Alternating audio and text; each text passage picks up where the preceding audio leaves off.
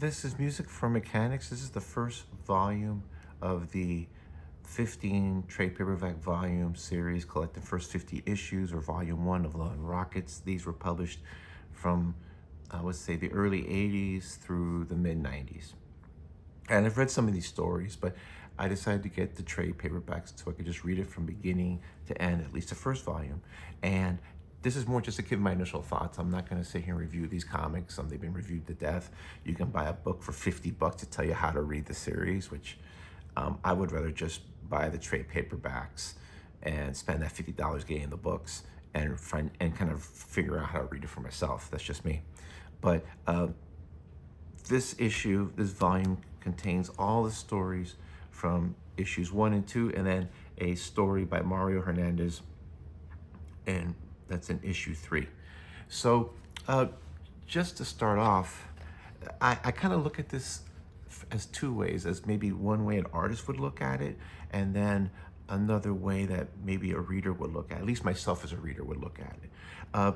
First of all, I can see why cartoonists go nuts for this book, because even at this early age, and I think Jaime was maybe 21, 22 when this book came out, Beto was 23 and 24, and then Mario was like 25, 26. And you can just tell from the storytelling how good it is, how much it conveys through the storytelling, and then there's the dialogue to supplement it. This is just, even at this early age, you can see that nice, clean, classic style that Jaime has. And I like the use of panels because they're not locked into the nine panel grid or 6-panel grid. They're just adjusting the panels as they need to. Like, you have this one long skinny panel because it helps convey that she's up high on a power electrical pole or something like that.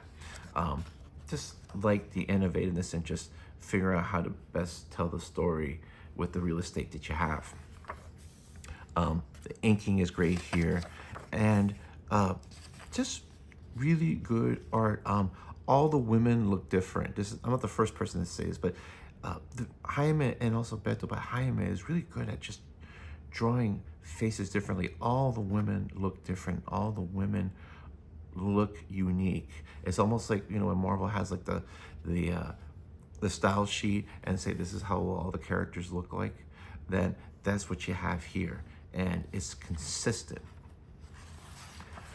And then you go from these few stories that are a lot of words, a lot of dialogue, and then you have this story, How to Kill a by Isabel Rubens. And it's interesting because you kind of like are starting to fill in the gaps, because this is Izzy here, Isabella, but then this is Izzy from a time before where she's dressed, here she's kind of wild and her hair's messed up and she's out there, and then here she's, much more put together, very conservative, and this is a wordless story, just kind of conveying some of the struggles that she's going to have later on. Just really good stuff. And then you have Bem. Bem was the first story that when they put together a comic they pitched. This is by Beto, and even though Beto's art is different than Jaime's and becomes more different with the next issue, you just have here just really good use of all these different styles. Like, for instance, you have this person here who's watching the TV in horror, and they're in a dark room, and all you see are the lights coming in through these Venetian blinds. This is very Sin City-ish. The thing is, Sin City was published like 10 years after this. You have introductions to characters like Luba, even though Luba takes like a different incarnation. Let me see if I can find it here. Just great use of blacks and action. You can just kind of see what's happening. I'm just gonna flip through a lot of this just to kind of like convey what I see. But this is the story Bem, and it's just a lot here, but just a lot for the eyes. You can tell here, this, to me, very Steve Ditko influenced panel, especially this figure running, but it's not derivative. Like you can see the Ditko influence, but it's not a ripoff of Ditko. Even at this early age, these guys have been able to start synthesizing all these different styles and putting together into their own unique style. Let me go through some more. Love the use of blacks and the shadows again. Just for the early 80s, this must have blown people away because you didn't see something like this. All these different styles together. Let me see. Then after Bem is over, you just have a one-page story here by Jaime, that classic clean Jaime look. And then you have another one-pager with Penny Century that actually, it's a one-pager, but it fills in a lot of gaps as far as figuring out her personality, and you'll see where they've dropped this. And then you have this other story here, which is kind of a strange one, because this is almost like some kind of a Mobius comic where you have all these tiny little panels and you have them writing these weird creatures, and it kind of doesn't make sense. It's almost like a surreal story. This is, like I said, something that like maybe Mobius would have come up with. Just kind of odd, and it's odd when compared to this, but it's just a different type of style that they're doing. And then here you have the beginning of the long-running Mechanicos or Mechanic story, that, you know, Maggie is going to go on this trip to another country to do this project, and she's going to be gone for a while. So they use the convention of sending letters back home to tell what's going on. So again, here you have that nice, clean Jaime style. But then you see him experimenting with a lot of cross-hatching and a lot of shading and a lot of textures here. So it's similar but different. It's not this style, it's this style. And I'm not sure if it was because they were experimenting and figuring things out, or if it was they thought that maybe because they're in this landscape, this jungle kind of, that it had to be more that style for it to look more real. I mean, that's just a thought. I don't know. But then again, and the reason I say that is because you have that kind of style here, and then here you go back and you see it, that nice, clean, classic Jaime style. So I think it's almost like fitting the texture of the art to the story, and not just the composition and the tone, but the actual story or elements of the story. There's a lot of thought going on here. Again, here you see a lot of shading, a lot of cross-hatching, a lot of detail here at this nighttime scene while they're in a car. But then you'll have like the more cleaner style, or sometimes you'll have like a little mix. And I can see why, like I said, I can see why cartoonists went nuts for this, because these guys, you could tell, been influenced by a lot of great cartoonists, and have, like I said, they're coming with their own style, great use of shadows, just really, you know, just great use of just the textures and the line and the cross-hatching when it's needed for this land. Just crazy stuff. And then you have your Beto story here, and it's kind of a strange, odd story here, Radio Zero, that is just a change of pace from the previous story. More Beto stuff, and then the last story is Somewhere in California, which I said was by Mario, and it was featured issue 3. And all these books feature the covers and the back covers. So these are the covers, and then these are the back covers. And even at this early stage, I mean, this looks like something that you would have seen like maybe in a Joe Kubert comic, or something of that nature, but just really drawn well, that action with the dinosaurs and everything.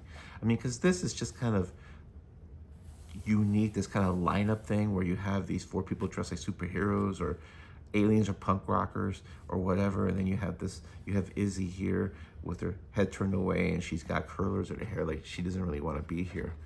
But then you have this, which is that classic like jungle thing, and then I'm not even sure what this is. And that's from like a cartoonist way or artist way, I can see why. But I have to say, as a reader, I found this to be difficult to get into, and I'll tell you why. There's the brothers, the Hernandez brothers, all do their work so well that the only analogy I can think of is like, this is early 1980s. This is like if a brand new band comes out with a bunch of young musicians, and they have a great heavy metal song, and they have a great funk song, and then they have a great hip hop song, and a great soft rock song, and a great jazz song, and a great new wave song. And they have, each song is like a different style, but they're all really good, but they're all different. So it's almost like it doesn't have any kind of unifying sense of style, if that makes sense. You know, is that, and by what I mean by that is that you have this very wordy, talky kind of thing of the story, you know, establishing that Maggie's a pro solar mechanic, and then you have these little, then you go from the science fiction thing to people back where they live, and it's very much LA or the outskirts of LA. You know, then you have this very moody, no dialogue story. Then you have this big action, epic adventure, and you have from characters like Luba and others that or used later, or like, for instance, there's this newspaper that comes out, and this guy goes, "Wow, Bem is on loose," and it's like, "Oh, Bob Zitz himself," and you're like, who is this guy? It's like, he wearing a baseball cap? It's like, why has he got like a clown nose? And then he just runs off. It's like just odd stuff. And these comics are so dense because there's just so much in here. It's almost like the Hernandez brothers, you know, instead of like most people do when they create a universe, they start off small, they introduce the characters, they introduce side characters, then they kind of build the universe and expand it slowly. This is like dropping you in the middle or towards the, you know, second thirds of season 1 of a series, and there's no backstory. It's just, hey, figure it out as you go along.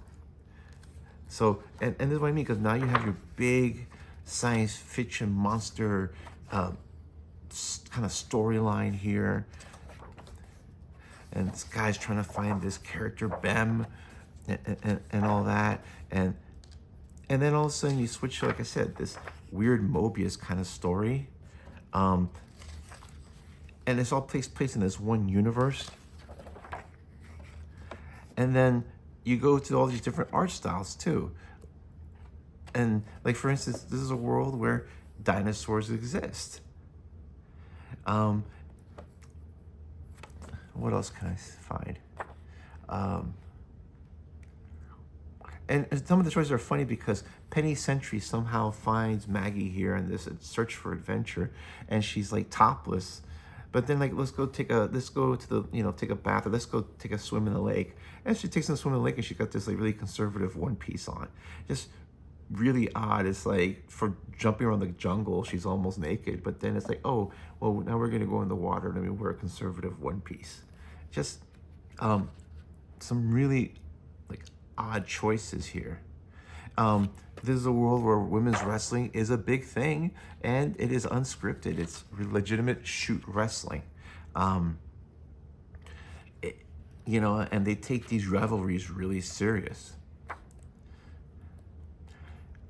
There's ongoing themes of like overthrowing countries and all that.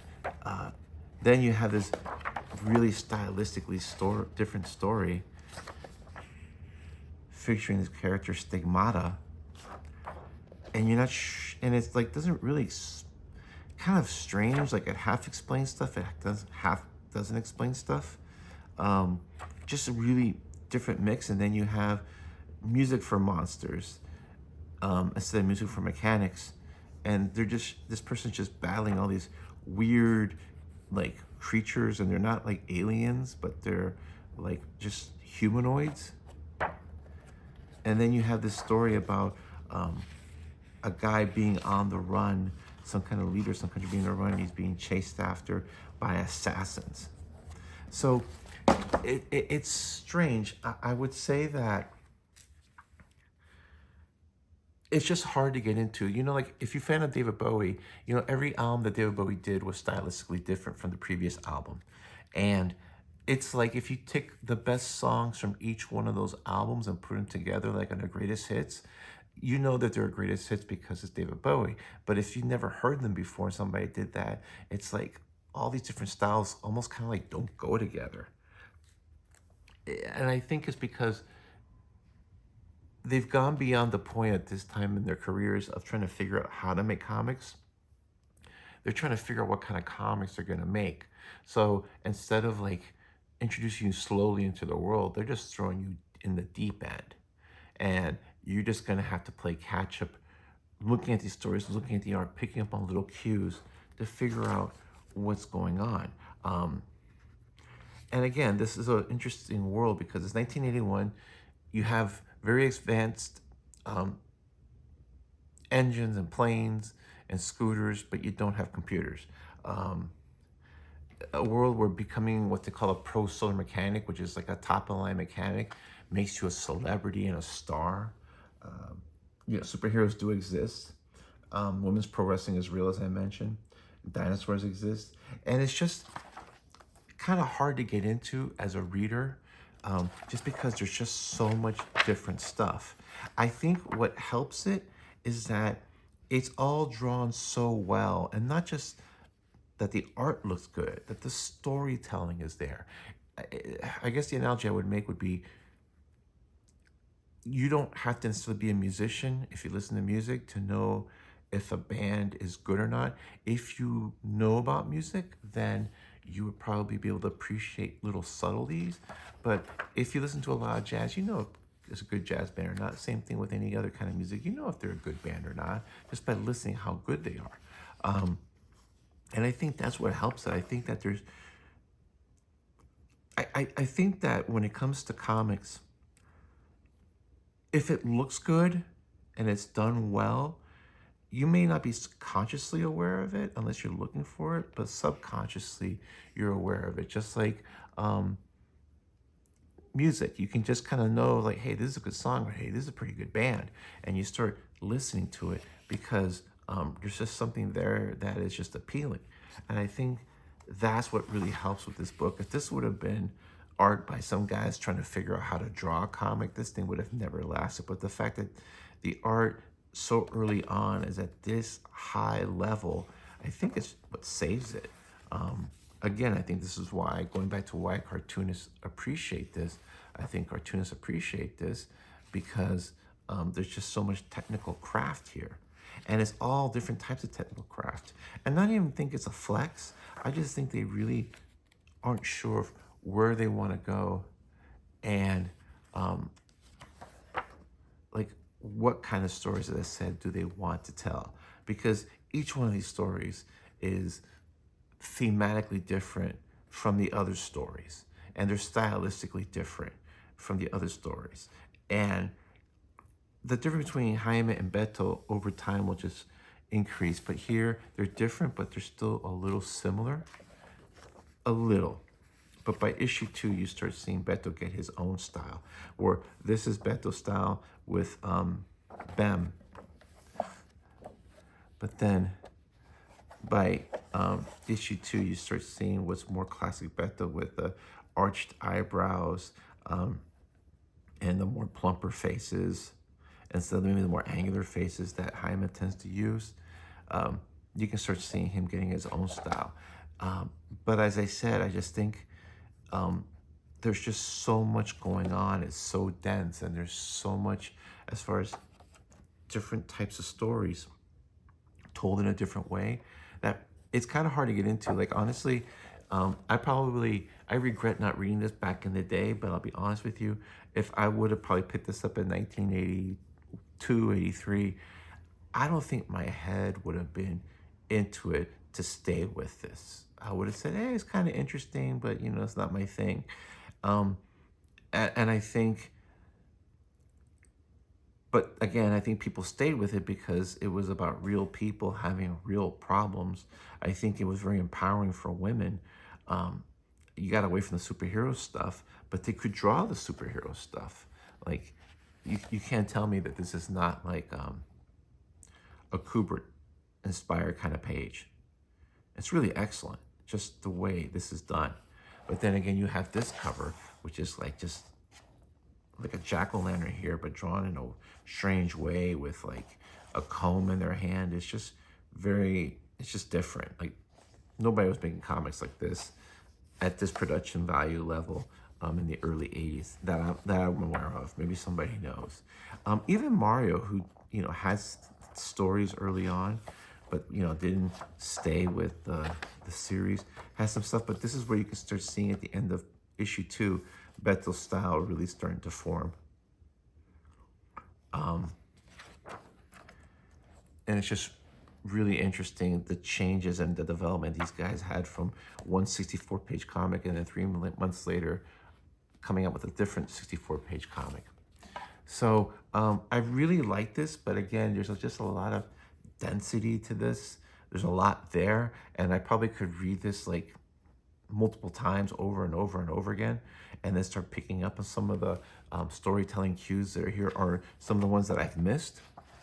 But I will say that I can see why somebody would look at this and pick this up and say, hey, if you're looking just for like your regular typical type of story that dominated America, which was like superhero stuff and your classic world building, and we're going to bring things slowly and then we're going to expand if it takes off, that kind of thing. And these guys were like, nah, screw it. We're just going to like throw in a legion of characters, and we're going to put it in. And then, over time, you'll kind of figure out who's who and how they get along, and how these characters develop. Because like in this first issue, they introduce Speedy, who later becomes part of that Death of Speedy arc. Maybe 20 some odd issues or 30 some odd issues later.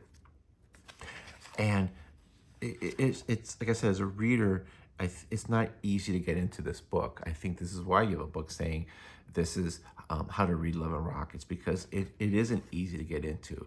It's I can see where so many cartoonists were inspired by these brothers, but as a reader, it looks cool, it's different, it's done well, but some of it is just like, okay, what is this? Because after a while, I like, you like new wave, you like heavy metal, you like funk, you like hip hop, you like jazz, but you want to hear a jazz album, or you want to hear a rock album, or a new wave album, or a techno album. You want to hear that type of music.